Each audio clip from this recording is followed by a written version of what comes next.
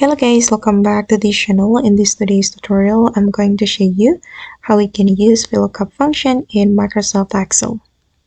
Okay, let's get into it guys. I have opened my data in Microsoft Excel, and basically we can use the VLOOKUP function to find a value in a table or range. And for example, I'm going to use it to find the student score in this table. Okay, let's get into it guys. I'm going to type in equal, and then we can type in VLOOKUP, and then we can follow the instruction right here. I'm just going to select the lookup value. Okay, and then select the range. All right, and then for the index number, it means the number of the column. I'm going to type in 2 and then select false to find the exact match.